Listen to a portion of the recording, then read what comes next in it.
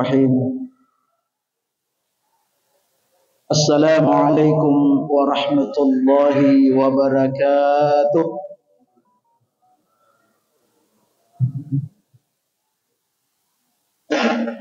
Innal hamdalillah wasyukra lillah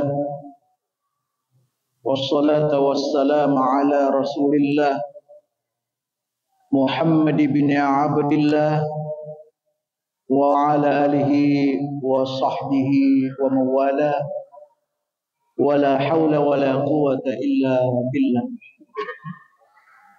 Hadirin jamaah maghrib yang sama-sama dirahmati oleh Allah Subhanahu wa ta'ala, alhamdulillah kembali kita panjatkan syukur kehadirat Allah Subhanahu wa ta'ala, karena atas izinnya lah sehingga pada malam ini kita kembali datang memenuhi panggilan Allah Subhanahu wa ta'ala. Tentu kedatangan kita memenuhi panggilan Allah ini semata-mata untuk meraih keridhaannya, sehingga insya Allah dengan ridha Allah inilah yang mengantarkan kita untuk mendapatkan keselamatan dari Allah Subhanahu wa ta'ala. Salawat serta salam mari bersama-sama kita peruntukkan kepada junjungan Nabi besar Nabi Allah Muhammad sallallahu alaihi wasallam. Hadirin yang dimuliakan Allah, insyaallah pada malam ini kita akan lanjutkan kembali kajian kita, kajian tafsir Ibnu Katsir, dan kali ini kita masih membahas tafsir Bismillahirrahmanirrahim. Pada pertemuan yang lalu kita sedang membaca hadis-hadis Rasulullah sallallahu alaihi wasallam terkait dengan fadilah basmalah ini.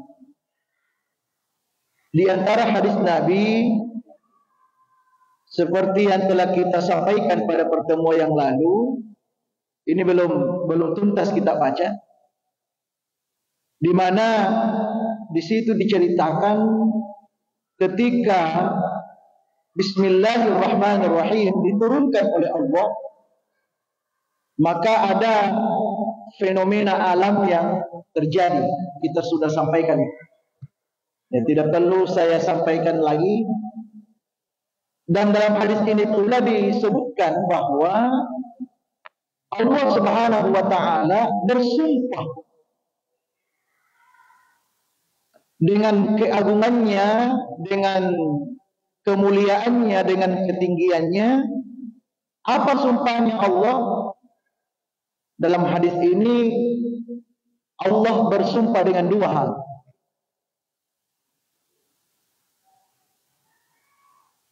Pertama, Allah yusma ismuhu ala syai'in illa syafa'ah.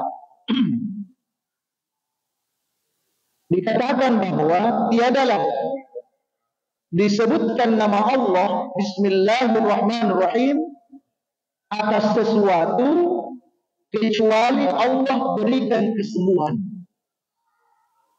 Artinya apa? Allah bersumpah ketika kita bacakan Bismillahirrahmanirrahim kepada sesuatu apa saja, apalagi terhadap diri kita ini, maka dijamin oleh Allah itu akan diberikan kesembuhan oleh Allah. Ya, itu satu, itu sumpah Allah yang pertama. Dan ini kita sudah jelaskan secara rinci mengenai bagaimana Bismillahirrahmanirrahim itu bisa menjadi obat. Kemudian sumpah Allah yang kedua, wa alla yusma ismuhu ala syai'in illa baraka fihi. tidaklah disebutkan nama Allah Bismillahirrahmanirrahim atas sesuatu atau terhadap sesuatu illa baraka fihi, kecuali Allah mencurahkan atau memberikan berkahnya kepada sesuatu. Subhanallah. Artinya apa? Ketika kita mengucapkan Bismillahirrahmanirrahim, maka Allah akan memberikan kepada kita keberkahan. Jadi setiap kali kita mengucapkan Bismillahirrahmanirrahim, di situ ada nilai keberkahan. Dan ini disampaikan dengan sumpah Allah. Jadi Allah terlebih dahulu bersumpah bahwasanya ketika Bismillahirrahmanirrahim itu dibacakan, pasti di dalamnya ada keberkahan. Pasti ada keberkahan. Hal ini ada hadis yang sahih juga, dikuatkan lagi, dan ini sangat populer, ya, sangat masyhur ini hadis. Rasulullah bersabda, kullu amrin li balin lam la yubda bismillahirrahmanirrahim fahuwa aqwa. Ini populer sekali hadis ini. Dan ini hadisnya sahih. Kullu amrin li balin. Setiap perkara yang penting, itu kita yang dikatakan oleh Nabi, la yubda bismillahirrahmanirrahim, dan tidak dimulai bismillah, dengan tidak dimulai dengan bismillahirrahmanirrahim, apa konsekuensinya? Kata Nabi, konsekuensinya adalah fahuwa aqta, maka dia terputus. Jadi istilah Nabi begitu, fahuwa aqta, dia terputus. Lalu disyarah oleh ulama, yang dimaksud terputus di sini adalah terputus keberkahannya. Karena tadi hadisnya kan Allah bersumpah, tiadalah disebut nama Allah dengan Bismillahirrahmanirrahim terhadap sesuatu kecuali Allah berikan keberkahan. Artinya kalau tidak diucapkan Bismillah, artinya terputus berkah.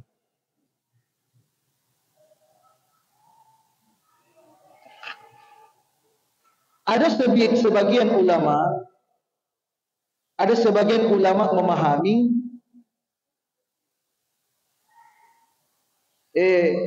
bukan terputus, bukan betul-betul tidak ada berkahnya, tapi itu sedikit. Tapi sebentar dijelaskan. Kita mau jelaskan dulu. Dalam hadis ini dikatakan kullu amrin, setiap perkara. Ketika dikatakan setiap perkara, ini kan kesannya seluruhnya, ya kan? Kalau dipahami seperti itu, kalau dipahami bahwa setiap dimaknai seluruh perkara, itu harus disertai Bismillah, maka terkesan bahwa kalau begitu biar perkara yang tidak bagus Bismillah juga. Ya kan di sini kan kullu, setiap.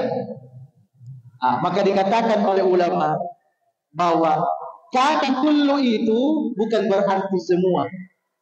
Sama hadis yang juga populer, kullu bid'atin dhalalah.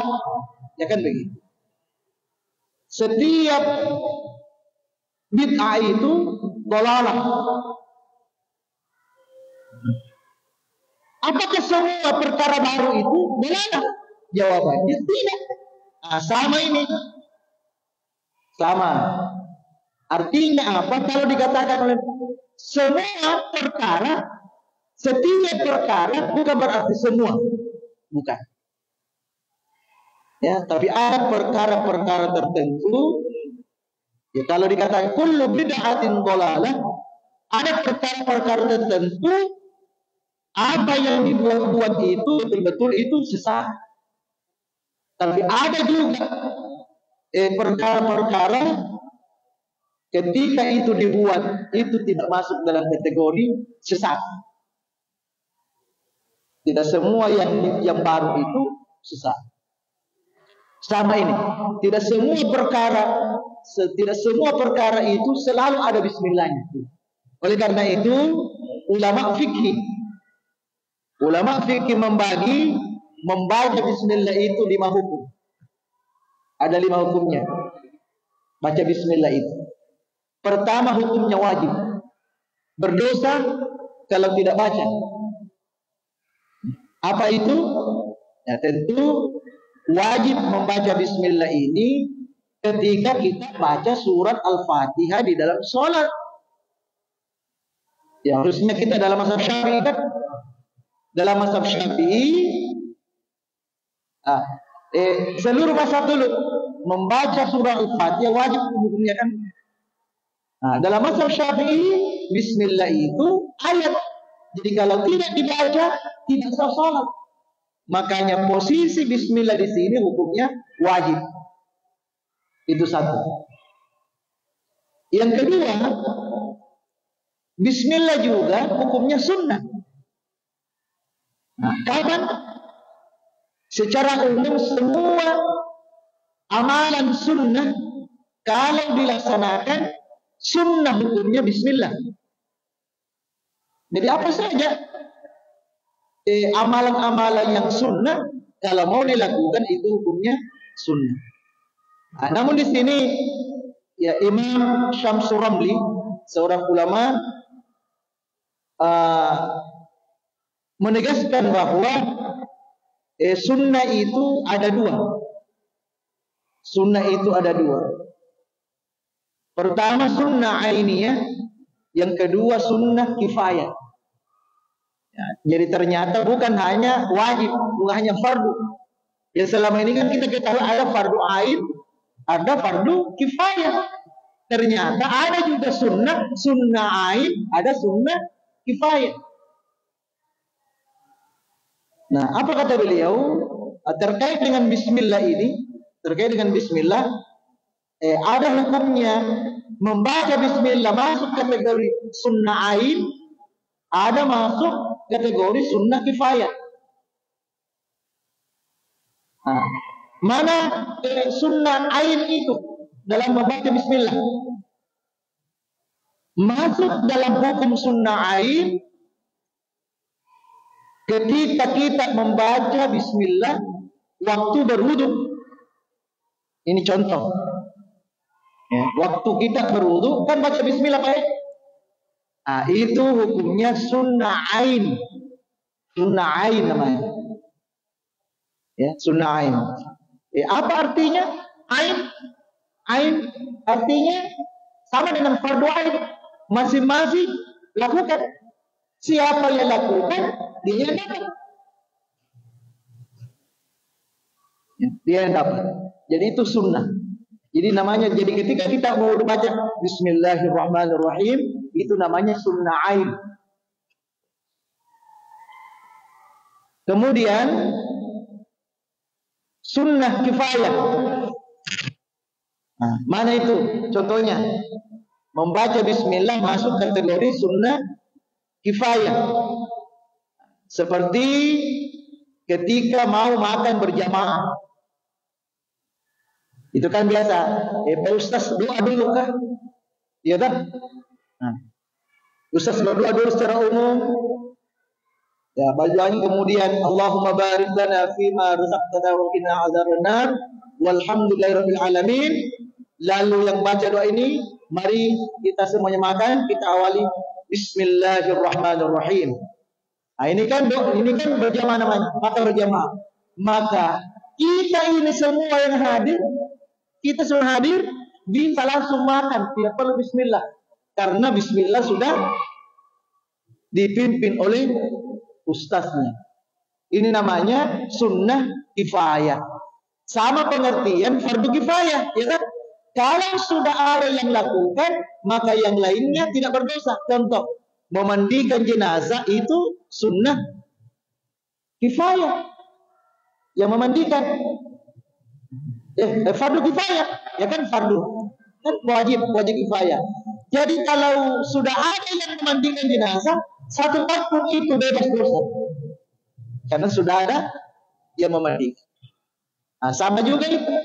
Ketika kita mau makan berjamaah, kalau satu yang sudah mengucapkan dengan berjamaah, maka yang lainnya boleh tidak membaca bismillah. Dan insya Allah semuanya dapat berkah. Nah, masuk juga sunnah dalam membaca bismillah. Ketika kita dalam sholat menjaharkan bismillah, itu sunnah. Yang wajib kan dibaca kan? Yang wajib kan dibaca. Mau baca jahar atau jadi bukan dapat berkah, bukan dapat pahala, tapi berdosa. Kemudian yang keempat, hukumnya makruh. Ya, makruh.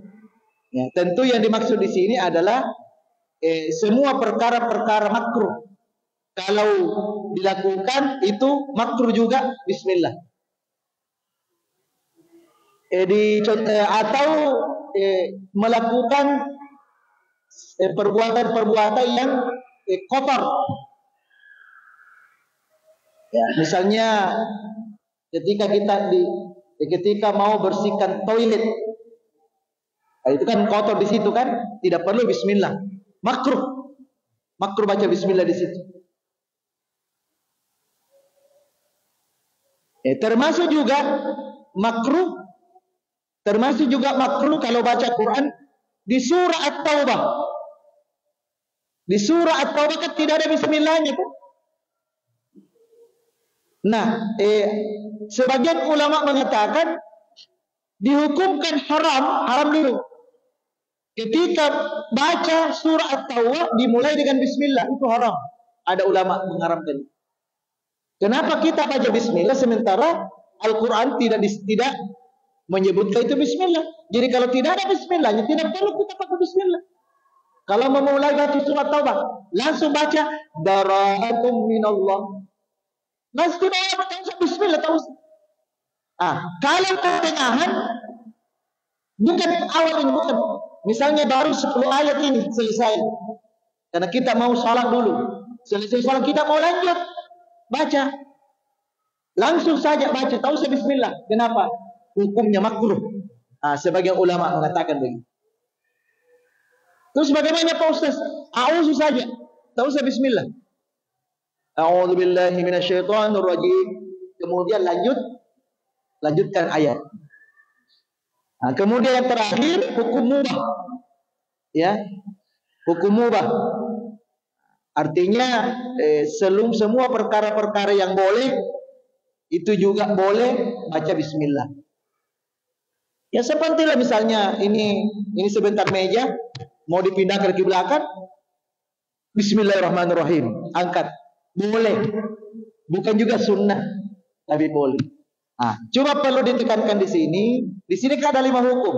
2 yang negatif, 4 yang positif, 3 yang positif. Tentu yang 3 ini sekalipun misalnya boleh, hukumnya tetap kita lakukan itu. Kenapa? Kita kejar berkah. Kan boleh Pak Ustaz. Iya, tapi kan ada berkahnya. Ya, jadi apapun yang kita lakukan, apa saja, yang penting itu bukan sesuatu yang makruh, apalagi haram, bukan juga sunnah, apalagi wajib. Berarti itu boleh. Lebih baik baca bismillah.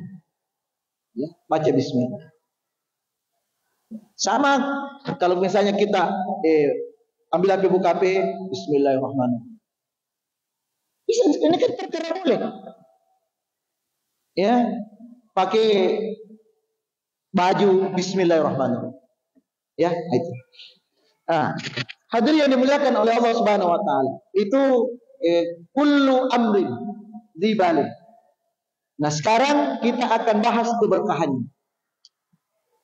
Nah, ini ada penjelasan khusus mengenai keberkahan ini.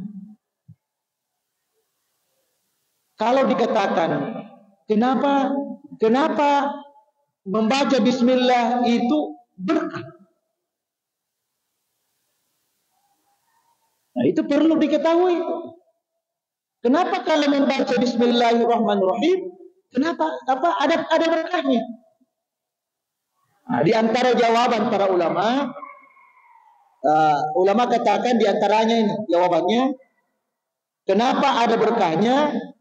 Karena dengan membaca bismillah itu dapat meningkatkan kesadaran nilai-nilai tauhid kita.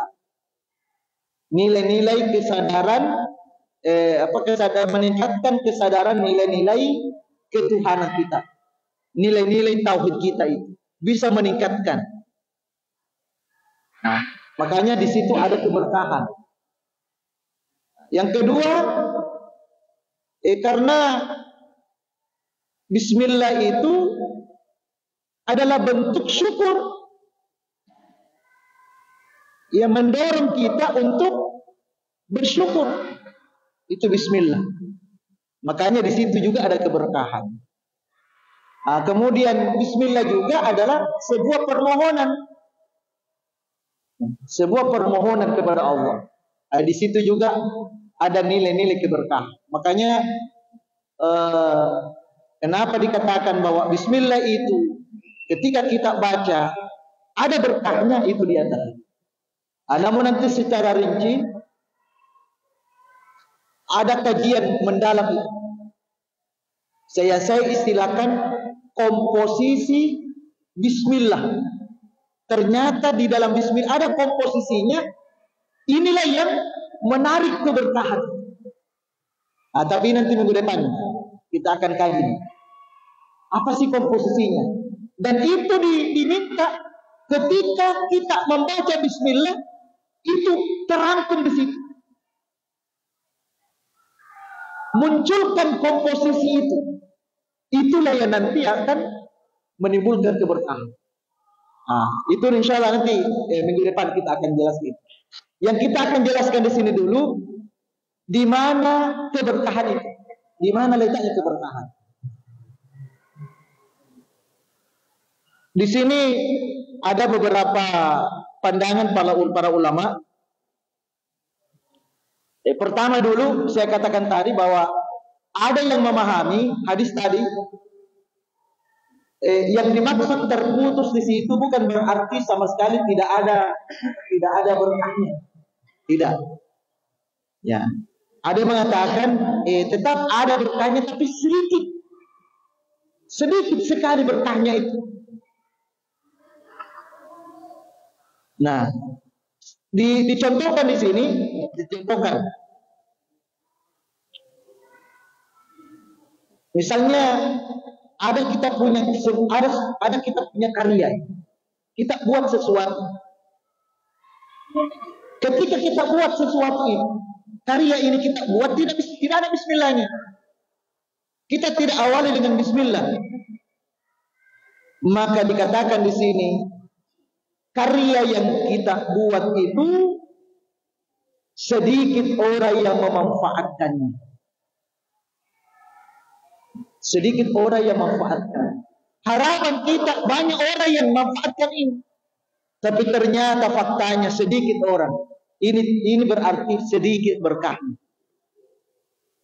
Itu ada yang memahami begitu. Contoh lain. Misalnya kita beramal, tidak ada bismillahnya. Maka amalan kita ini tetap ada pahalanya, tapi pahalanya sedikit. Ya misalnya tadi wudu, ya kan? Wudu. Kita tidak baca bismillah dan itu tidak membatalkan wudu. Hanya saja sedikit pahala wudu. Kenapa? Aqta. Ya, jadi ada yang memahami aqta itu sedikit.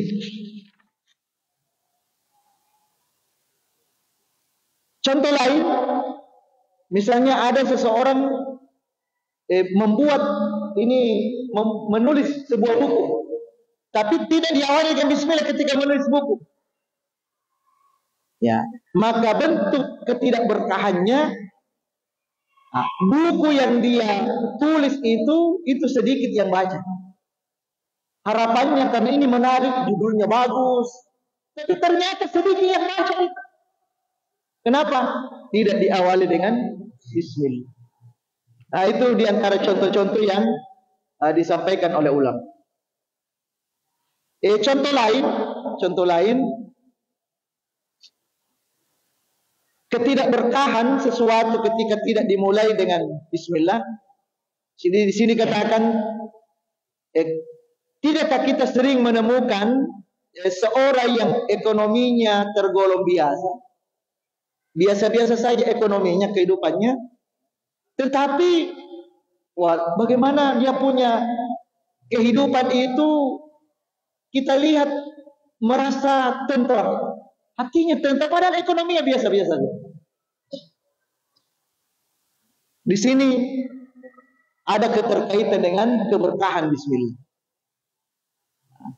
Demikian pula sebaliknya, kita mungkin sering menjumpai orang yang hidup mewah, serba ada, tetapi batinnya sengsara. Ya, bisa jadi ini ada kaitannya dengan keberkahan bismillahirrahmanirrahim. Selanjutnya, ini bukti-bukti keberkahan bismillah. Ada sebuah penelitian yang dilakukan di sebuah universitas Syuriah di Timur Tengah. Jadi ada beberapa profesor meneliti ini mengenai hadis Nabi tadi, bahwasanya kalau sesuatu itu dibacakan bismillah berkah, kalau tidak berkah. Itu diteliti dan menemukan hasil. Ya, ini terkait dengan pengaruh bacaan bismillah terhadap daging yang disembelih. Jadi hewan yang disembelih ini, bagaimana dagingnya itu? Ternyata ini fakta, ini penelitian ilmiah ini. Terdapat perbedaan yang sangat besar antara daging yang disembelih dengan mengucapkan bismillahirrahmanirrahim dengan daging yang disembelih atau hewan yang disembelih tidak diucapkan bismillahirrahmanirrahim. Penanggung jawab dari penelitian itu bernama Dr. Khalid Halawah di salah satu universitas di Syria itu. Penanggung jawab penelitian ini itu menyatakan hasil uji coba itu, merinci. Apa kata beliau? Serat daging yang disembelih tanpa membaca bismillah dan takbir. Karena kan kalau menyembelihkan bismillah Allahu akbar kan. Jadi kata beliau, serat daging yang disembelih tanpa membaca bismillah dengan takbir, maka ini hasil penelitiannya. Perkembangan bakteri dalam serat daging tersebut penuh dengan kuman dan banyak pula darah yang tertahan dalam daging itu, Pak. Jadi kalau ada misalnya kambing, sapi disembelih tidak ada bismillah, di situ daging pasti ada banyak kumannya dan banyak darah yang tertahan di situ. Ya. Kemudian dilanjutkan. Sedangkan kata beliau, daging yang disembelih dengan disertai bacaan bismillah dan takbir, ya para peneliti menemukan bahwa kondisi daging yang benar-benar bebas dari bakteri, bebas kuman, bebas bakterinya itu, berkah bismillahirrahmanirrahim. Jadi bebas bakteri, steril, dan tidak mengandung darah yang tersisa atau tertahan dalam daging itu.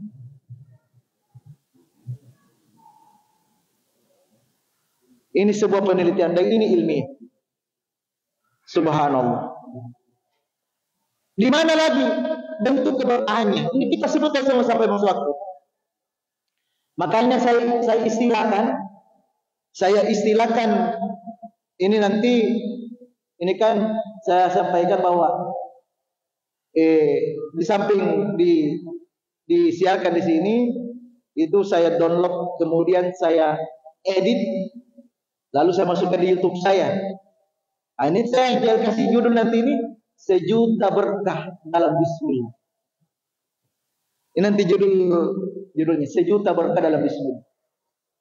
Karena memang luar biasa banyaknya berkahnya. Ini diceritakan dalam Al-Quran, Innahu min Sulaiman wa innahu Bismillahirrahmanirrahim. Ketika Nabi Sulaiman mengirim surat Ratu Balqis, apa yang terjadi di sini? Ketika membuka surat itu, Ratu Balqis ini membuka surat, lalu di situ ada Bismillahirrahmanirrahim. Apa yang terjadi di situ? Berkah Bismillah. Ratu Balqis pun langsung tunduk. Apa isi surat Nabi Sulaiman?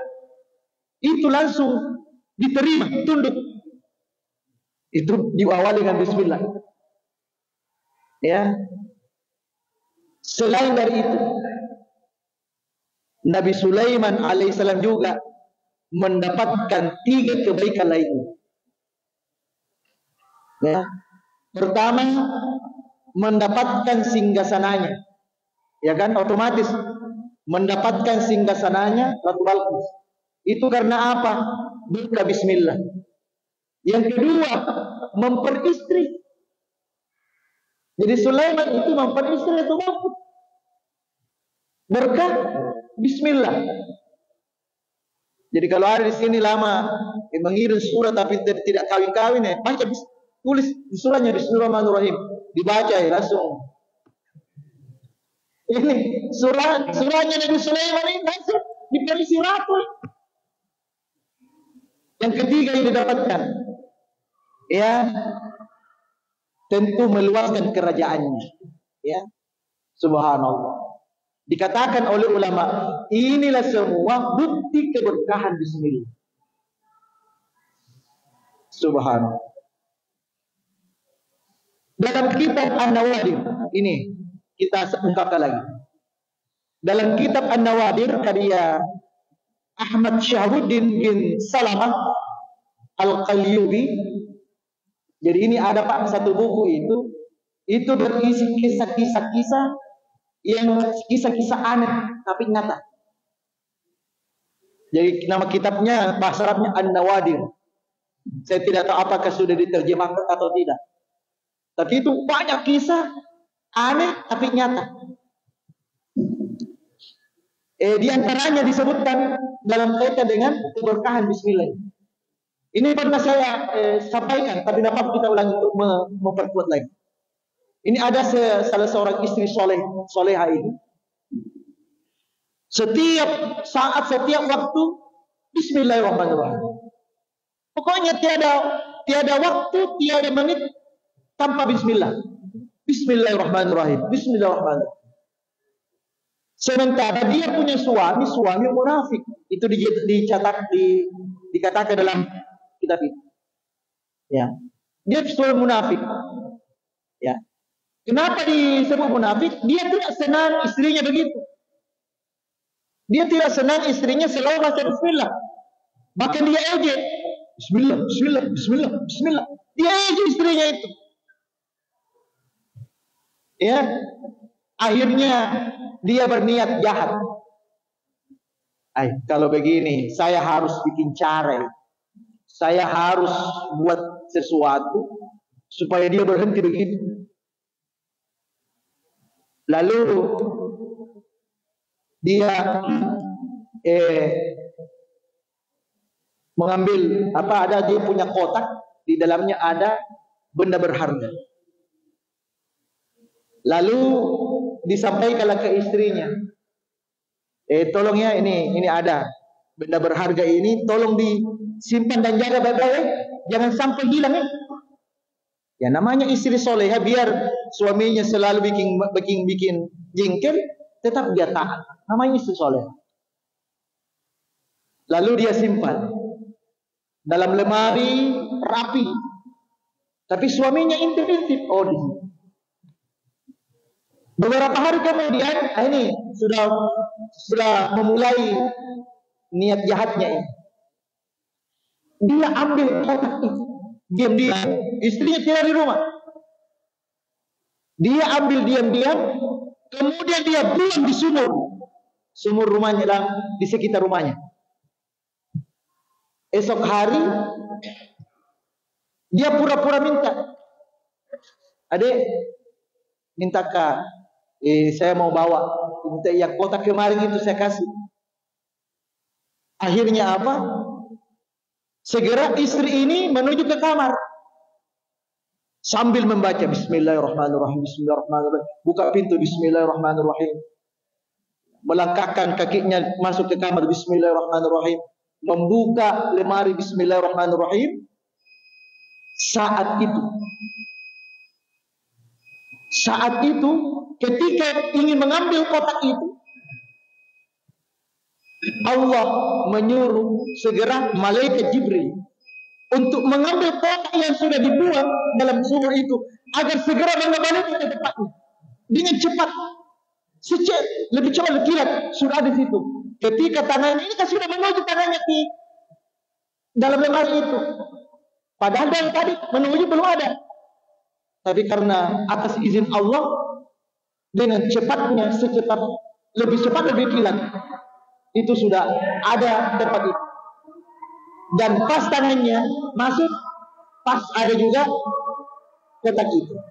Terselamatkan dia. Apa yang terjadi?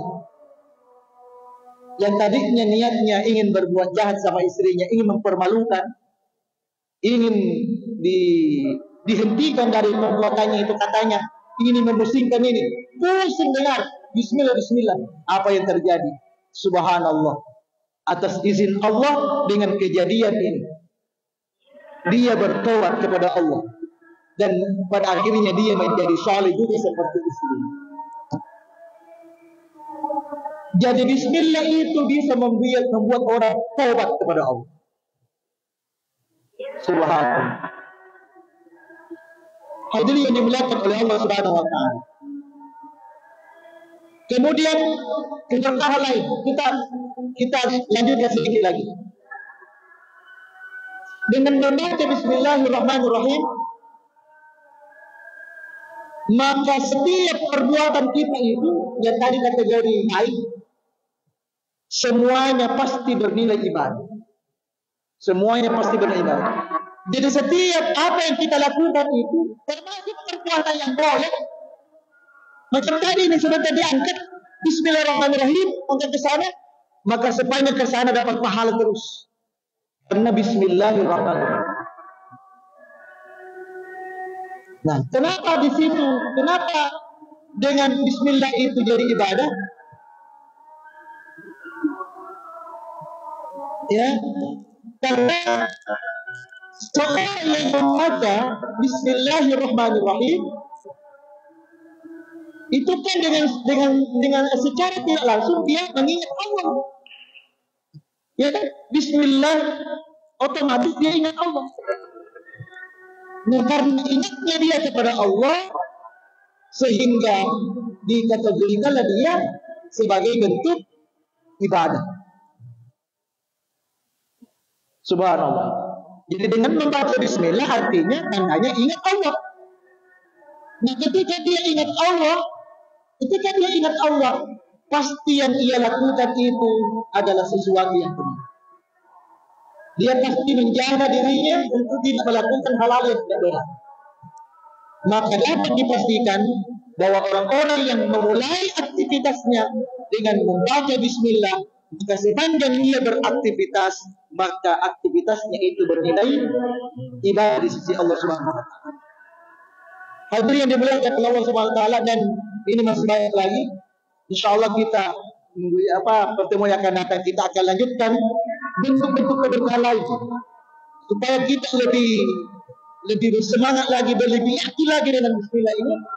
Dan insya Allah nanti kita akan jelaskan komposisi apa saja di dalam bismillah itu sehingga betul-betul terwujud keberkahan dalam kehidupan kita.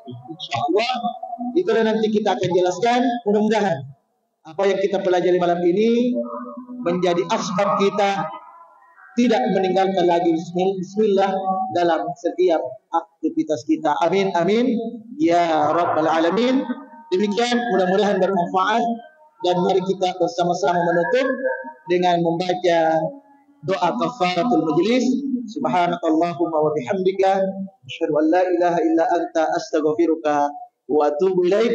Wabillahi taufiq wa da'wati wal irsyad. Wassalamualaikum warahmatullahi wabarakatuh.